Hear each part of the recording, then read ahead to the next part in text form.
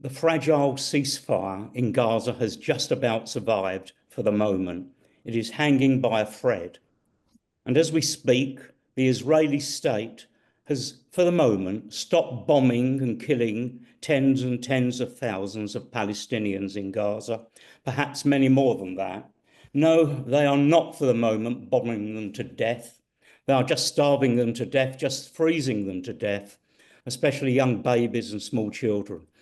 Israel is blocking entry of all humanitarian aid. The ceasefire has not stopped the killing in Gaza. And as we meet, Israel has now turned the focus of its attack onto the West Bank. Over 40,000 refugees from camps in the northern West Bank displaced from their homes within just a few weeks.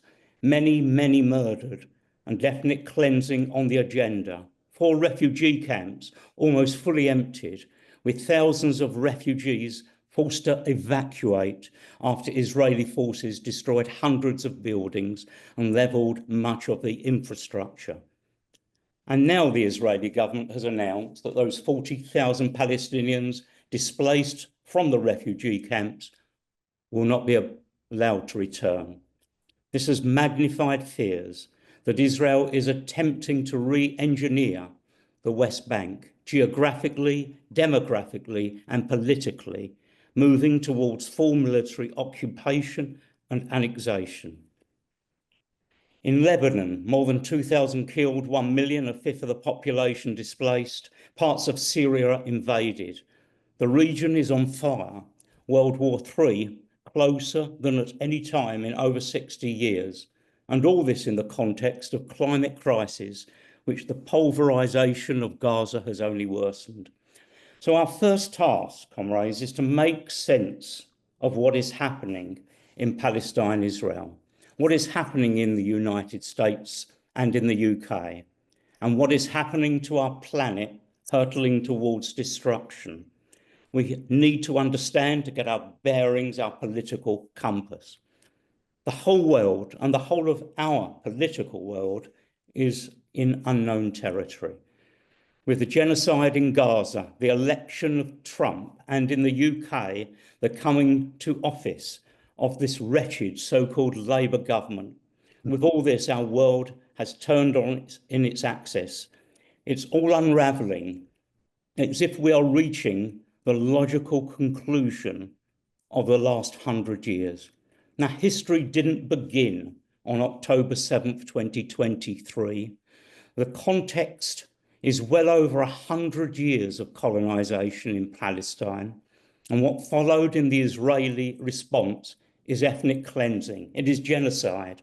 Genocide carried out under the gaze of the world with the complicity of the so-called civilized West, above all the United States, and carried out with the support, full support here of our Labour government. Now, I've said this before, but I'm going to say it again, and we'll keep saying it. This massacre, this genocide is what Israel is, and it is what it does. For those who would like to see a different reality, a different Palestine, I can only say this. This is the only Israel on offer, born of ethnic cleansing and the dispossession of Palestinians from well before the state came into existence. It is in Israel's DNA. Another Israel is not possible. And for those who desire another Zionism, perhaps the cultural Zionism of Martin Buber, let's spell out the truth.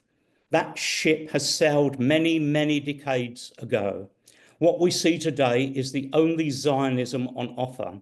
Another Zionism is not possible. For the immediate future, the ceasefire could collapse at any time, especially once the Israeli hostages have been freed. So what next? The key point is this: the future doesn't just depend on Netanyahu's war plans or Trump's dystopian vision of a Palestine-free Gaza and a new world order. There's another factor, and that is the Palestinian resistance. Israel has failed in Gaza because the population of Gaza has proved unbreakable. The ceasefire, fragile as it is, has happened because Gaza withstood the genocide. Hamas has neither been destroyed or disarmed. The Palestinian resistance is the only force that can defeat the plans of Trump and Netanyahu for the ethnic cleansing of Palestine.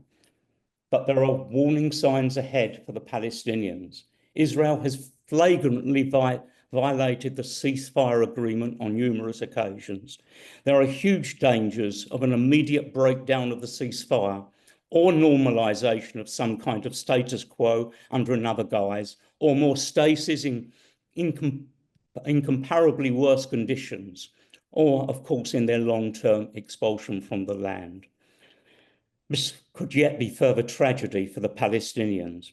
Israel has not yet, or it hasn't won the war. The Palestinians remain unbeaten, though at what a cost. The danger is that the Palestinians could still lose the peace. And in the UK, here, Labour's landslide victory at last year's election was built on incredibly fragile conditions. Fewer votes for Labour than even 2019. Labour did not so much win the election as the Tories lost it. And since the general election, council by-election results show Labour already losing seats and suffering substantial negative vote swings.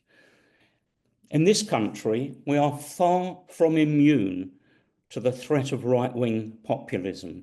We warned that one of the consequences of a Labour government attacking the living standards and human rights of the people could be to accelerate the growth of the far right. With Farage and the Reform UK MPs, as well as a fast-moving right Tory party, this is already beginning to happen. Indeed, at last July's general election, Reform UK, remember, obtained a vote which was as much as 40% of Labour's. The growth of the far right is a global problem, certainly in Europe and in the US. There is little doubt, however, that this car crash in not so slow motion of a Labour government will accelerate that process in Britain. History is unravelling here too. And in the United States, the second coming of Trump represents both a threat to the entire planet and at the same time reveals the fragility of Western capitalism under a growing challenge to its power from China, and indeed from at least the embryo of a global mass movement of resistance. World economies are in crisis and slump. Europe still at war in Ukraine. The divisions between the US and Europe growing. Just see what's happened in the last day or so. Global trade war is looming. The planet hurtling towards destruction, and time is fast running out to save it.